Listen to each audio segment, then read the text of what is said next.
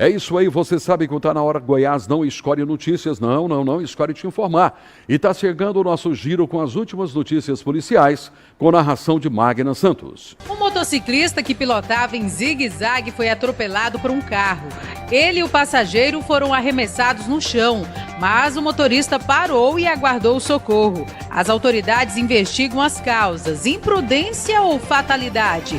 Ficou alerta para uma direção mais segura. Uma adolescente foi internada após matar o tio de 43 anos, derramando óleo fervente no ouvido dele enquanto dormia. O crime foi motivado por desentendimentos familiares e aconteceu no dia 28 de março. A jovem confessou o crime e foi levada para uma unidade socioeducativa. A Polícia Civil prendeu um homem conhecido como professor, suspeito de ensinar quadrilhas a aplicar golpe do número novo. Durante a Operação Revelatio, 8 pessoas foram indiciadas por estelionato e lavagem de dinheiro. As investigações continuam. Uma discussão sobre um arranhão no carro terminou com um homem esfaqueado 4 vezes em Trindade. O agressor foi preso após a polícia descobrir que ele havia buscado a faca com a intenção de matar. O caso foi registrado em fevereiro, mas a prisão aconteceu nesta segunda-feira. O foragido da Justiça, de 32 anos, morreu após reagir a uma abordagem policial, disparando contra os agentes. O homem, com 14 passagens pela polícia, inclusive por roubo e tentativa de homicídio, foi atingido no confronto e não resistiu. Ele estava com identidade falsa e um revólver. E vamos em frente, você está assistindo o programa Tá Na Hora Goiás. Agora vamos falar sobre o protesto dos camelôs da 44, que continuam se manifestando contra a proposta da prefeitura. Eles não querem sair da região, eles estão se mobilizando para garantir o direito de trabalhar. A reportagem é de Douglas Fernandes. A manifestação foi acompanhada de perto pela Polícia Militar e Guarda Civil Metropolitana. No segundo dia de protesto, ambulantes e camelôs fecharam parte da região da 44 para tentar sensibilizar a prefeitura sobre a decisão de retirar os trabalhadores do local. Eu tenho 10 anos na 44, é daqui que eu tiro sustento para meus 3 filhos, pago meu aluguel, eu trabalho com honestidade. Esses dias que eu estou parado, eu estou com começo de depressão, estresse, preocupado com as contas, meus filhos precisando de comida em casa. Entre os manifestantes encontramos o senhor Vitorino, de 78 anos, que depende da renda obtida com a venda de produtos de moda feminina. Há 25 anos trabalhando na região, ele está preocupado com essa situação. Criei meus filhos aqui, estou criando neto, entendeu? Porque meu filho mais velho faleceu, estou criando os filhos dele. Então, para mim isso aqui é tudo. Se eu sair daqui, acabou. Eu não tenho outra profissão? Não tenho, é só isso aqui mesmo. Nossa situação hoje está muito difícil para nós, porque nós criamos nosso filho na rua. Nós trabalhamos na rua, eu tenho 12 anos trabalhando aqui. Nunca fazendo nada errado, eu sou estrangeiro, pode puxar meu CPF, tudo certo. A gente trabalha direito, sem fazer nada. Aí nossa mãe é rua. Aí para nós trazer comida para nosso filho, se não tiver a rua, a gente vai passar fome, vai faltar comida na casa.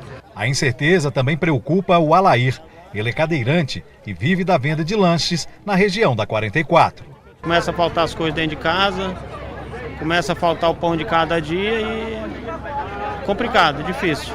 A prefeitura propôs que os trabalhadores ocupem lojas em galerias com o auxílio do aluguel social ou utilizem vagas ociosas na feira hippie. Mas os trabalhadores alegam que essas alternativas não atendem às necessidades de todos.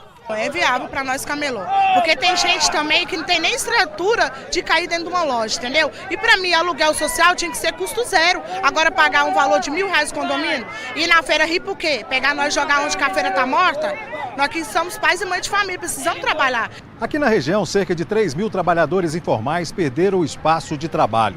Eles ocupavam ruas e calçadas em frente às galerias, o que sempre foi questionado pelos comerciantes. Agora, com a retirada dos camelôs e ambulantes, eles propõem uma solução para resolver esse impasse. Eles tentam convencer a prefeitura a aceitar uma proposta de um horário alternativo de trabalho, das 3 da manhã até às 7h30 da manhã. E depois que as lojas fecharem, das 5h30 da tarde até às 9 horas da noite. Desta forma, eles acreditam que não vão interferir no comércio formal. Nós desmontávamos, já deixava tudo limpo e depois a gente só retornaria a partir das 17 horas. Por que tanta dificuldade em entrar nessa negociação? Ele não quer. Ele quer que a gente vá para a loja ou para a feira hippie. Você pode estar imaginando e perguntar, mas por que trabalhar das 3 da manhã até as 6 da manhã? Das 6 da tarde até as 9 da noite? É porque é horário que tem muita gente chegando nos ônibus para fazer compras na 44. Só que a Prefeitura de Goiânia informou que a retirada dos ambulantes da região da 44 segue o que determina o Código de Posturas do município. A administração municipal destaca que ouviu todos os atores da região da 44 e buscou soluções dentro da legalidade para permitir que esses trabalhadores atuem de forma regular, assim como lojistas e feirantes da região.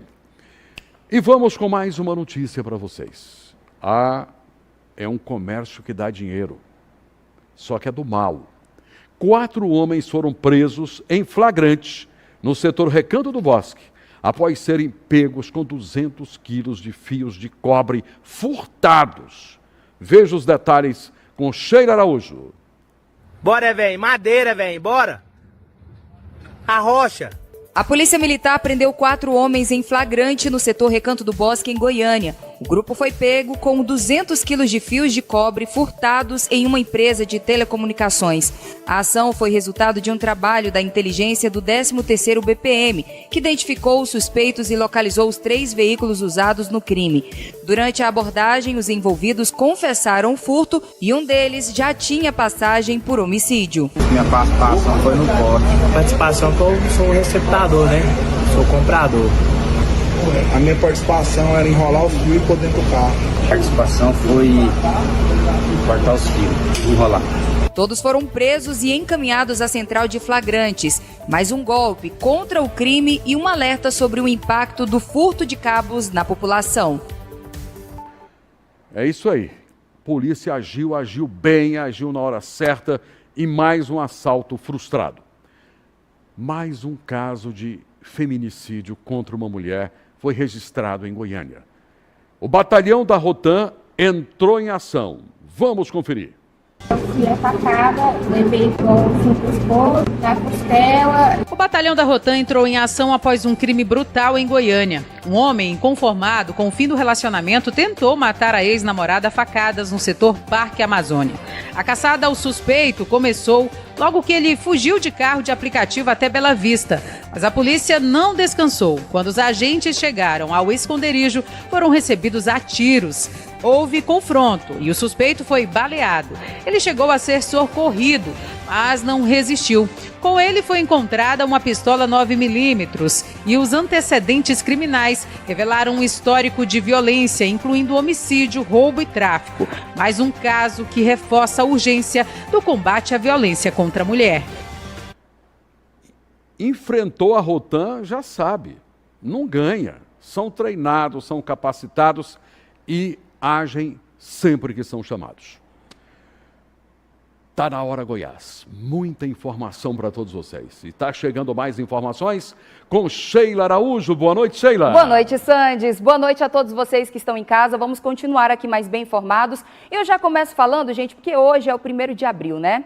Data onde muitos países comemoram o Dia da Mentira. E é uma data marcada também por brincadeiras e trotes entre os amigos. Mas você aí de casa, sabia que essa tradição vem lá do século XVI na Europa? Pois é, quando o calendário gregoriano foi adotado, mudando o ano novo para o dia 1º de janeiro. Os que não aceitaram a mudança eram alvos de piada, sendo o ano novo de mentirinha entre eles, né? E no Brasil, a tradição acabou se popularizando em 1828, quando o jornal A Mentira notificou falsamente uma nota, né, dizendo que da morte de Dom Pedro I, causando uma grande repercussão, e por isso, desde então, a gente tem o dia 1º como o Dia da Mentira. Sandy, você já contou uma mentira assim, cabeluda?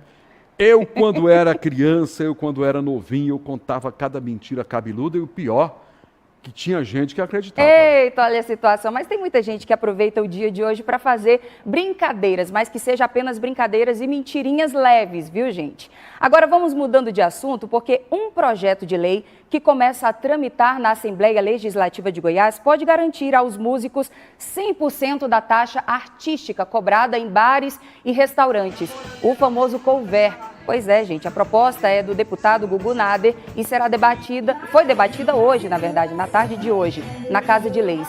No entanto, os artistas, empresários e produtores culturais devem marcar presença para poder discutir impactos sobre essa medida após alguns dias, né, depois dessa audiência que houve hoje.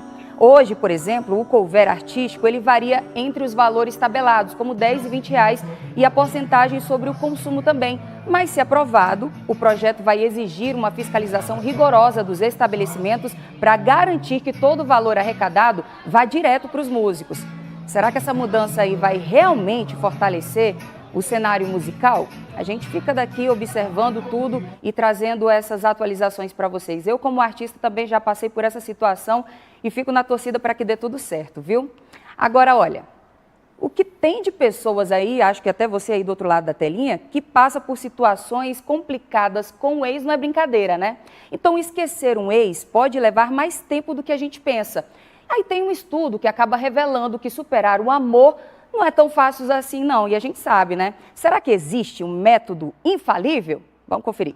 Um estudo recente revelou um dado surpreendente. Em média, levamos 4 anos para reduzir o vínculo emocional com o ex e até 8 anos para superá-lo completamente. Isso mesmo, minha gente. O tempo de superação pode ser bem maior do que muita gente imagina. A pesquisa, que analisou 328 participantes, mostrou que começar um novo relacionamento não acelera o esquecimento e manter contato com o ex só dificulta ainda mais o processo. Para quem tem filhos, a conexão tende a ser mais forte no início, mas pode se transformar ao longo do tempo, especialmente quando o foco passa a ser a criança. E olha que curioso, algumas pessoas nunca cortam totalmente o vínculo emocional com o ex, o que, segundo os especialistas, é completamente natural. No fim das contas, cada um tem o seu próprio tempo para superar um término, e isso depende de vários fatores, como a intensidade da relação e a forma como lidamos com o luto emocional. E aí, será que essa média faz sentido para você? Será? Você esquece fácil um ex, uma ex? Vamos agora de informação ao vivo sobre um homem que foi ferido várias vezes com um canivete após discussão no bar. Quem traz todos os detalhes desta notícia é o nosso repórter Elias Júnior. Ô Elias, boa noite. Muito boa noite para você, Sandy Júnior. O homem foi gravemente atingido aí por um canivete.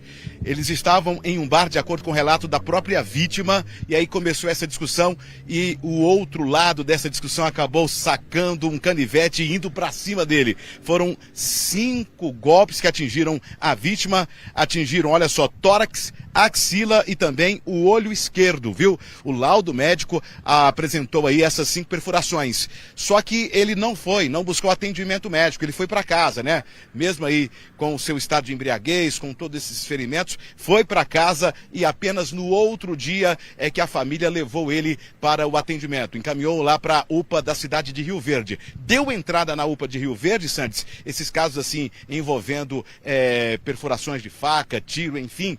O que acontece? A polícia é comunicada, já é um procedimento no hospital, nas unidades de saúde. Ao ser comunicada, a polícia enviou lá uma equipe do tático, tá certo? A força tática foi para lá, para a unidade, falou com a vítima contou as versões, disse quem era, aí começaram as diligências por parte dos policiais militares e foram até a casa do suspeito, né? A pessoa que tinha discutido e, segundo informações da vítima, desferido esses golpes. E os policiais encontraram um homem dentro da casa e aí deram aquela voz de prisão em flagrante, porque estava dentro do flagrante ainda, e claro, encaminhou esse homem e também a vítima para a delegacia para prestar os esclarecimentos. O bom dessa história, Sandes, é que os golpes realmente foram assim quase que fatais, né? Como eu disse aqui, ó, eu relatei as áreas, axila, olho esquerdo, tórax. Foram 5 perfurações, né, que poderiam ter tirado a vida desse homem, mas graças a Deus ele recebeu alta. Apesar aí dessas perfurações, ele está se recuperando bem. Por muito pouco esse homem não perde a vida devido a essa discussão que aconteceu no bairro Popular, na cidade de Rio Verde, Sandes. Ok, Elias, lembrando que canivete machuca, pequenininho, mas no olho, na axila, são locais realmente que pode machucar, tanto é que machucou. E vamos falar de uma pesquisa do Procon que revelou que variações de até 375% nos preços de hortifruti. Então, para comprar hortifruti, tenha cuidado. O preço varia de um local para outro em até 355%, 375%. Vamos conferir essas diferenças. Uma pesquisa do Procon Goiânia revelou variações surpreendentes nos preços dos produtos hortifruti, com diferenças de até 375,71%. Foram pesquisados 20 itens em 9 estabelecimentos da capital. E a maior variação foi registrada na batata inglesa, com preços que vão de R$ 1,47 a R$ 6,99 o quilo. Outros produtos, como o quiabo e o chuchu, também apresentaram grandes diferenças, com variações de mais de 300%. Entre as frutas, a banana nanica teve a maior oscilação, chegando a 251% de diferença. O Procon alerta os consumidores sobre a necessidade de verificar a correta identificação dos produtos e os preços praticados, além de ficar atento à qualidade e às condições de armazenamento. Além disso, o levantamento apontou uma variação de até 25% nos preços dos combustíveis em Goiânia, com o etanol apresentando a maior diferença, variando entre R$ 3,89 a R$ 4,87. A recomendação é sempre comparar os preços antes de fazer as compras para evitar surpresas no orçamento. É isso aí, vamos checar, vamos conferir. Daqui a pouquinho nós vamos ter o nosso quadro de solidariedade. A Deuslene Francisca da Silva tem um sonho e vamos tentar realizar o sonho da nossa querida telespectadora Deuslene. Nós temos também o quadro das fofocas. Jussara Ávila já está aqui prontinha para fazer as fofocas daqui a pouco. E olha que manchete, lua de mel está chegando ao fim. Por quê? Vamos saber daqui a pouquinho nas notícias do meio artístico brasileiro. Eu já vacinei. E você? Olha, a campanha de vacinação contra a gripe foi iniciada hoje em Goiás, focando nos grupos prioritários. No entanto, a cobertura vacinal no primeiro dia em todo o estado foi baixíssima. A reportagem é de Almi Costa. A campanha de vacinação contra a gripe, que foi antecipada em uma semana em Goiás, foi lançada oficialmente pelo governador Ronaldo Caiado e pelo prefeito de Goiânia, Sandro Mabel, na Unidade de Saúde da Família do Jardim Brasil. O governador, que tem 75 anos de idade, foi o primeiro a ser imunizado com a vacina trivalente, que protege contra os vírus da gripe H1N1, H3N2 e influenza B. Em seguida, ele vacinou a dona Jordelina Martins, de 76 anos. A pensionista sempre procura se proteger de complicações da gripe com a vacinação. Para não poder gripar e não ficar doente. A saúde é em primeiro lugar, né? Então eu sempre estou em dia com a vacina. Além dos idosos, devem se vacinar pessoas de outros grupos prioritários, como crianças menores de 6 anos, gestantes, mães que deram à luz recentemente, povos indígenas, trabalhadores da saúde e da educação e dos correios, pessoas com deficiência, caminhoneiros e população carcerária. Até o final da campanha, a meta é vacinar 2.800.000 pessoas em Goiás, que terá mais de 900 postos de vacinação. O papel do Estado é distribuir, receber a vacina do governo federal e distribuir para os municípios. A gente capacita, a gente ajuda a montar salas de vacinação, as câmaras frias para conservar as vacinas, mas é muito importante que os municípios tenham realmente esse empenho, esse compromisso, esse comprometimento em colocar a vacina no braço das pessoas. E por falar em cobertura vacinal contra a gripe, Goiás está abaixo da média nacional. No ano passado, o Brasil só atingiu 55% do público-alvo. Em Goiás, o percentual ficou em 48%. Durante o lançamento da campanha, o governador falou sobre a preocupação com a baixa procura pela vacina da gripe. Eu tenho insistido durante todo o tempo de meu período como governador do estado para que as pessoas se atentem para esse chamado de que venham aqui, façam a vacinação. Isso é fundamental para nós. O prefeito de Goiânia fez alerta semelhante ao do governador. A criança ela precisa que o pai leve ela, a mãe leve ela, os avós levam. Então a conscientização do pai e da mãe para aquela vacina é super importante. Amanhã, na falta de uma vacina, você vê seu filho, seu neto ali no leito de UTI, é muito triste você pensar, nossa, não levei ele para vacinar. Este ano, a Secretaria Estadual de Saúde confirmou 5 mortes por gripe no estado.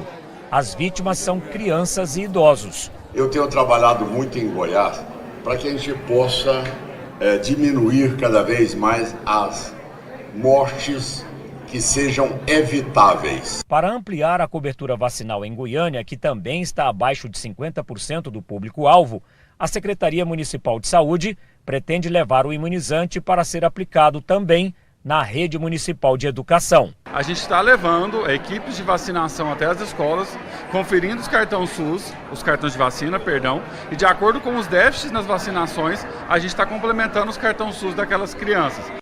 Tem que vacinar. Eu geralmente fico gripado no mês de fevereiro. Então, assim que chega a vacina em janeiro, eu já tomo a vacina contra a gripe. E paguei. E essa é de graça. Então, você tem que vacinar. Tem que vacinar, porque a gente não pode brincar. A vacina está aí de graça para todo mundo tomar, crianças, idosos, enfim, depois todas as idades, e você tem que vacinar. Eu adiantei, já me vacinei há 60 dias atrás. E por falar em saúde, chegou a hora de conferir o nosso quadro Saúde é o que Interessa.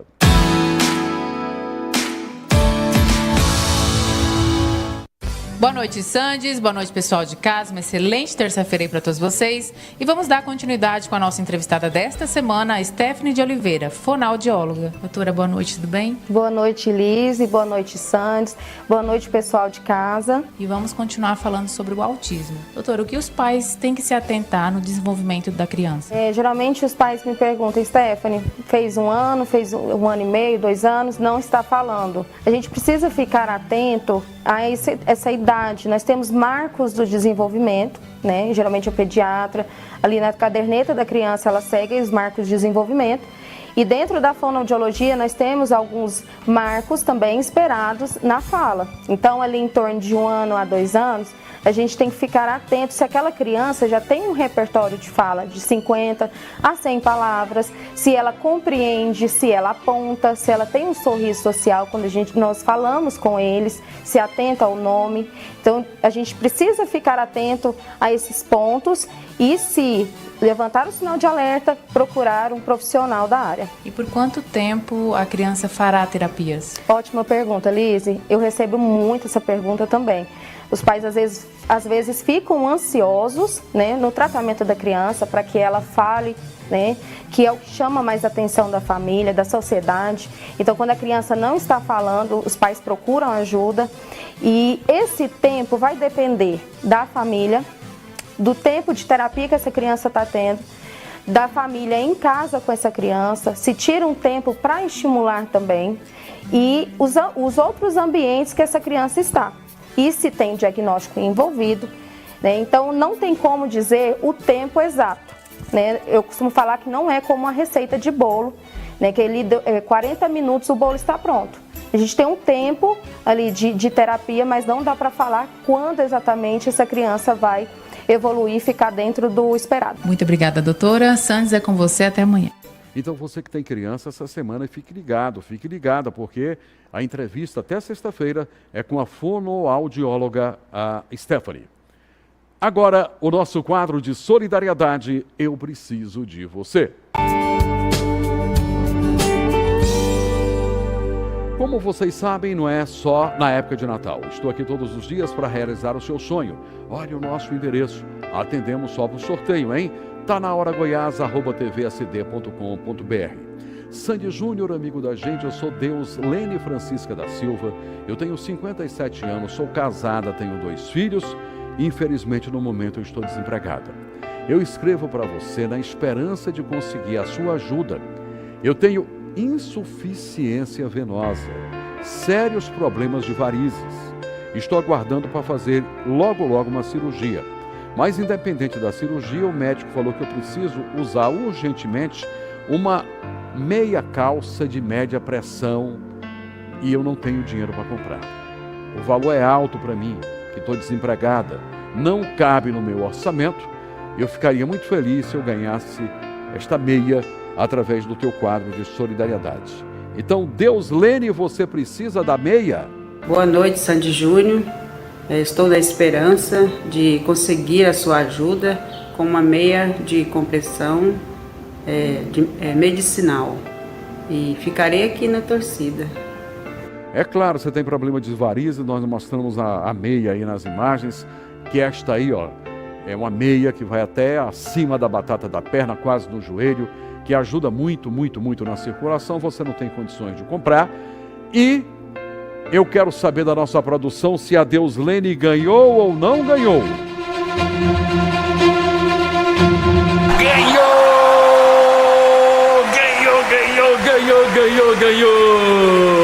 O presentão da loja Apoio Ortopedia. Quem vai falar direto de lá é o Diomar Eulálio Vieira. Alô, Olá, Diomar! Sandes, é com prazer que a Apoio Ortopedia retorna ao seu programa para poder ajudar. Parabéns pela iniciativa. A Apoio Ortopedia está presente em Goiânia desde 1996. Nós temos 5 unidades. Na rua T27, número 700, no setor Bueno, em frente ao Instituto Ortopédico. Na Avenida Paranaíba, número 657, no centro, em frente ao Hospital de Acidentados. Na rua 10, no centro. Na 24 de outubro, em frente ao CROF, em Campinas. Nós temos também em frente ao CRER, na Avenida Vereador José Monteiro, no setor Negrão de Lima. Nossa empresa trabalha com toda a linha de material ortopédico. O intuito e o objetivo da Apoio Ortopedia é prestar um bom atendimento, com qualidade, com atenção e com cuidado de quem realmente precisa do nosso serviço. É com prazer, né, e parabéns mais uma vez pela iniciativa do seu programa. O Diomar já doou várias coisas aqui, cadeira de roda, aparelho de medir pressão, enfim, muleta, tudo que você precisa, tudo que um acidentado precisa, a loja Apoio Ortopedia tem e já doou várias vezes para os nossos telespectadores. Aí estão os endereços e os telefones também. Quero agradecer o Diomar e todos da loja Apoio Ortopedia. E você, Deuslene, está feliz? Está satisfeita? Estou muito feliz e agradecida por você me ajudar com a meia calça de média compressão. E obrigada, Sandy Júnior, e agradeço também a Apoio Ortopedia. Graças a Deus, mais um sonho realizado através do nosso quadro de solidariedade. Eu preciso de você. Sandy Júnior faz o bem sem olhar a quem. Eu pergunto, o que é que a Jussara Ávila é? Fofoqueira! Boa noite, Jussara Ávila. Boa noite, Sandes. Boa noite, pessoal de casa. E aí, Jussara, eu não estou nem acreditando. A lua de mel acabou?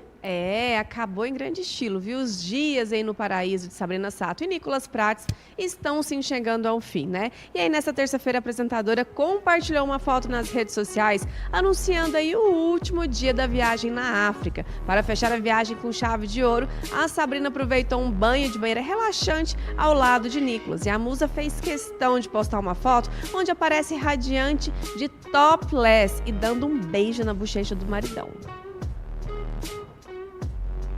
Tá aí, ó.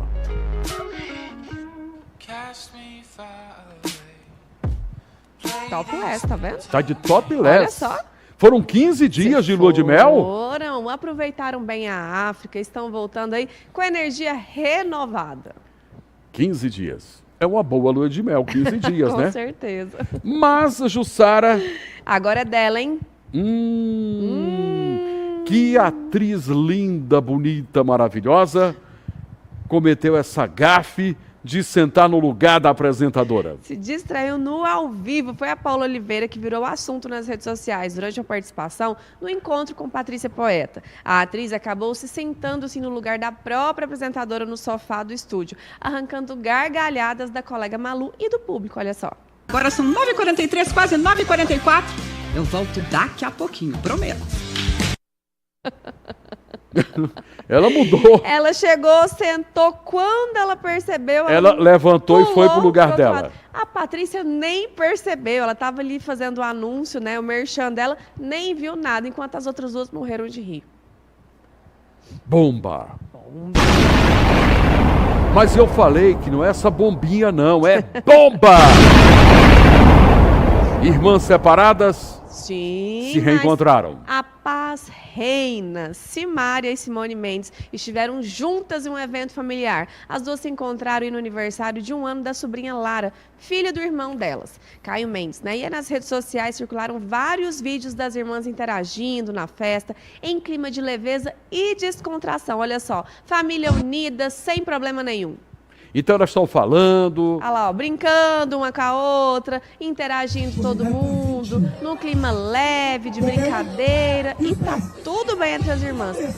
É aquela bonequinha que tá aniversariando ou não? É o menino? É, a bonequinha de rosa, tá vendo? É 1 aninho, a Lara. Ah. Tá vendo lá? 1 aninho. E as titias babonas dançando, brincando e aproveitando, em clima de união na família. Que bom, as duas irmãs que formaram uma dupla por muitos e muitos anos, estão se dando muito bem, estão se falando, e você volta amanhã. Amanhã, Sandes, um beijo, pessoal. É isso aí. Nós vamos a um rapidíssimo intervalo comercial. É rápido. Se não for rápido, você pode me chamar de bonito. É um pelar, outro cá. Eu volto já.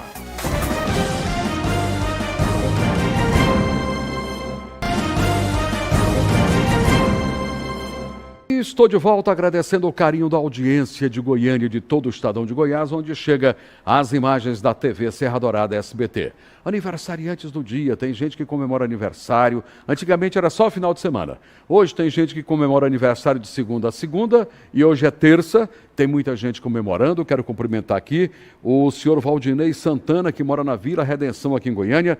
Ele está completando 6.5. A Dorothy, não é Dorothy não. É Dorothy Alves Peçanha, moradora do Crimeia Leste, aniversariante, não falou a idade, também não precisa falar a idade, viu, gente? E a Keila Braga também aniversariante de hoje. Quem é a Keila, Naninha? Ah, é uma amiga sua do estado do Pará, que lá no Parazão, através do Google, ela assiste o programa, assistia, mas como ela está morando aqui em Goiânia agora, assiste em Goiânia todos os dias. E o Luca Oliveira é outro aniversariante. Ah, o Luca é sobrinho da Sheila? É o que está aqui hoje? Porque tem um rapaz tirando fotos da gente aqui, é ele não? Então cobra, que eu não tiro foto de graça. É brincadeira. Agora, assunto dos aniversariantes é sério e esta notícia também é. É que a Justiça Federal suspendeu a resolução que autorizava farmacêuticos a prescrever medicamentos. Vamos conferir todos os detalhes com Magna Santos. Ontem, a Justiça Federal em Brasília suspendeu a resolução do Conselho Federal de Farmácia que permitia aos farmacêuticos prescreverem medicamentos. A decisão foi tomada após uma ação do Conselho Federal de Medicina, que alegou que essa prática invadiria as competências dos médicos. O juiz federal Alaor Piancini argumentou que o balcão de farmácia não é o local para um diagnóstico médico, reforçando que apenas médicos têm a competência legal e a técnica para diagnosticar doenças e prescrever tratamentos. A polêmica envolve a resolução do Conselho, que autoriza farmacêuticos a prescreverem medicamentos, incluindo aqueles de venda controlada, em situações de emergência. Para o Conselho Federal de Medicina, essa atribuição foge da capacitação dos farmacêuticos. Mas apesar da proibição, não tem jeito. Quando você está apertado, chega numa farmácia, vai ao farmacêutico e fala, estou sentindo isso. Ele fala, olha, aqui os médicos sempre passam, é isso aqui. Então você confia no farmacêutico e copia. Ah, eu estou tossindo, não paro. a farmácia que eu frequento, o farmacêutico sempre fala, os médicos, nessa nova fase, está passando este xarope. E assim acontece e vai continuar acontecendo mesmo com a proibição. A Receita Federal liberou a declaração pré-preenchida do Imposto de Renda de 2025 e os contribuintes podem agora verificar os dados disponíveis e a reportagem de tudo isso para você ficar sabendo da sua declaração é com Wendel Pasquetto. A partir de hoje, os contribuintes já podem acessar a versão completa da declaração pré-preenchida do Imposto de Renda 2025. Para isso, é necessário ter uma conta gov.br nos níveis prata ou ouro. A declaração pré-preenchida ela tem uma grande vantagem para facilitar o preenchimento das informações e também dar veracidade às informações prestadas pelo contribuinte, uma vez que são informações que foram prestadas por terceiros, né? Embora ele tenha que confirmar, mas a grande maioria das informações, quer dizer, quase a totalidade, vem de acordo com a realidade. O acesso à declaração pré-preenchida pode ser feito pelo computador ou diretamente no celular. Quem entrega o imposto de renda por esse modelo e opta pelo pagamento via Pix, pode receber a restituição mais rápido. Depois que você abre o programa, então você tem que clicar em nova declaração, né? Aí tem as opções, que é iniciar a declaração pré-preenchida, iniciar importando apenas a declaração do ano anterior e iniciar do branco. Então a gente vai iniciar a declaração pré-preenchida, a minha própria declaração. Bom, aí o programa fala o seguinte, que eu preciso de autenticação digital, né, para pré-preenchida e o carnê-leão web. Então, para preenchida eu vou ter que acessar, então, a conta gov.br no nível, pelo menos, nível prata, né? Então, mostra que já foi logado na conta gov.br. Então, nesse caso, já está importando os dados da declaração pré-preenchida. E para este ano, a novidade é a inclusão automática de informações sobre contas mantidas no exterior e criptoativos. Devem declarar o imposto de renda aqueles que receberam rendimentos tributáveis acima de R$ 33.888 em 2024. Pessoas que tiveram rendimentos não tributáveis acima de R$ 200 mil, ou então que realizaram operações na Bolsa de Valores superiores a R$ 40 mil, também devem fazer a declaração, assim como quem possui patrimônio superior a R$ 800 mil, entre outros casos.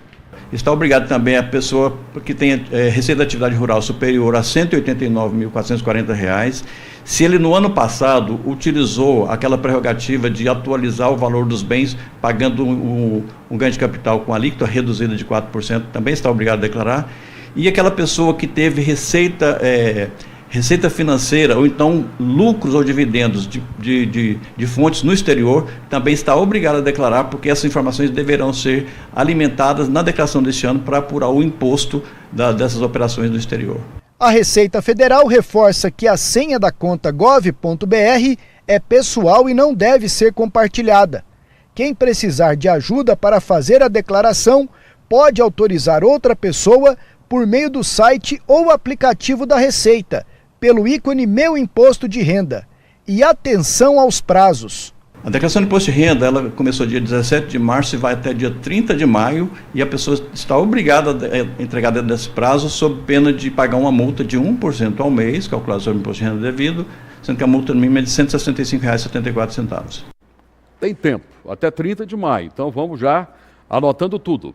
A Páscoa está chegando e a data pode trazer não só surpresas doces, mas também preços salgados. É isso mesmo. Cacau, hein? Subiu nos últimos 2 anos mais de 180%, devido a uma série de fatores, principalmente fatores climáticos. Vamos conferir com Magna Santos. A Páscoa está chegando, mas os preços dos ovos de chocolate podem pegar o consumidor de surpresa. O aumento do preço do cacau, que começou no segundo semestre de 2023, é o principal responsável. A culpa é da quebra da safra nos maiores produtores africanos, como a Costa do Marfim, que enfrenta ondas de calor e seca. Com isso, a oferta do cacau caiu e os preços, que já estavam em alta, continuam subindo. No No Brasil, as perspectivas para a safra são mais otimistas. Após anos de quedas, o Brasil ocupa a 6ª posição entre os maiores produtores de cacau do mundo, com a maior produção concentrada na Bahia e também no estado do Pará. No entanto, o mercado continua volátil e as incertezas sobre a oferta, demanda e preços afetam a cadeia produtiva. Mesmo com esse cenário desafiador, a Confederação da Agricultura está confiante. Investimentos em novas áreas de cultivo, como o Cerrado Baiano, e o uso de tecnologias como irrigação e cultivo em pleno sol podem trazer uma produção mais estável nos próximos anos. Então, será que teremos ovos de Páscoa este ano? A resposta é sim, mas com preços mais altos. O mercado de cacau segue se adaptando e, apesar das dificuldades, vai garantir a tradição, mesmo que com um custo um pouco mais alto para o consumidor. Eu volto amanhã às 18h30 com mais um Tá na Hora Goiás. Aquele abraço, muito obrigado pelo carinho da audiência e você vai continuar super bem informado. Está chegando o Jornal Serra Dourada com Adriana Bueno. Boa noite, Adriana. Boa noite, Santos. Até amanhã às 6h30 no Tá na Hora Goiás e até às 7h40.